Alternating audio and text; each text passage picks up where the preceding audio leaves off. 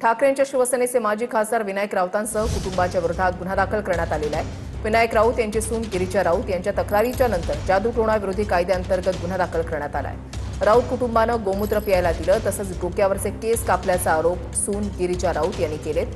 फिरोज बाबा आणि काजी बाबाच्या विरोधातही गुन्हा नोंद करण्यात आलेला आहे आणि यापैकी भोंदू फिरोज शेखला मध्यरात्री अटक करण्यात आलेली आहे।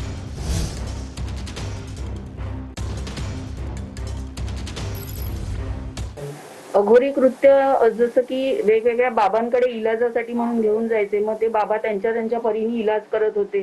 कोण जिवंत कोंबडा अंगावरून उतरवत होता, कोण कणकेच्या भावल्या, तांब्याची तार, मांसाचे तुकडे घेतलेले, माझ्या अंगावरचे न धुतलेले वापरलेले कपडे घेऊन केसावरचे डोक्यावरचे केस ओढून अशा सगळ्या गोष्टी वापरून उतारे करत होते।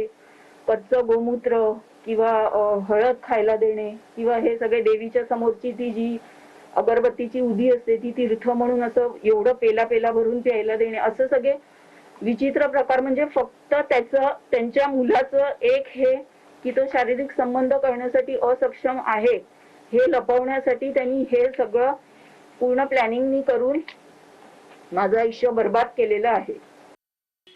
अघोरीच्या संदर्भातल्या उपचाराचं आम्ही पूर्णपणे खंडन करतो। आम्हाला ते मान्यच नाही, आम्ही त्या पंथातलेच नाही आहोत। पण तिने जे नोटीस दिलेले त्या नोटीसमध्येच हे लिहिलेलं आहे की हे प्रकार होत असताना माझ्याबरोबर माझे आई वडील असायचे, हे एवढं स्पष्ट तिने तिच्या नोटीस तक्रारीमध्ये लिहिलेलं आहे। मग आई वडील असताना तिने अघोरी प्रकार आई वडिलांनी कसे सहन केले, हे सगळे प्रश्न आहेत। त्याचे उत्तर आम्ही न्यायालयामध्ये देऊच। न्यायालयामध्ये आता आमची 23 तारीख आहे, नक्कीच न्यायदेवता आम्हाला यावर न्याय देईल अशी मला। सुरुवातीला विनायक राऊत यांनी आपली बाजू स्पष्ट केली, मात्र त्याच्यानंतर गिरीजा राऊत आणि त्यांच्या वकिलांकडून जी पत्रकार परिषद घेण्यात आली त्याच्यामध्ये त्यांच्याकडून गंभीर आरोप करण्यात आले। धमकावणं असायचं की मी माझं ओरिजिनल इन्कम तुला कधीच कळू देणार नाही।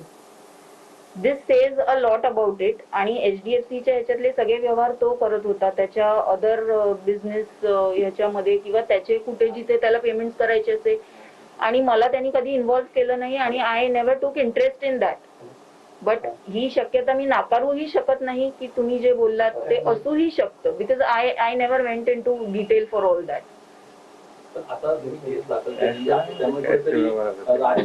हा, कॅशचे पण जसं कॅश प्रत्येक महिन्याला CA कडून घरी यायची आणि मग त्याच्यात पण टॉर्चरिंग असं केलं की घरी मनी काउंटिंग मशीन असून मला लिटरली 17-18 लाख हाताने मोजायला लावलेले आहे।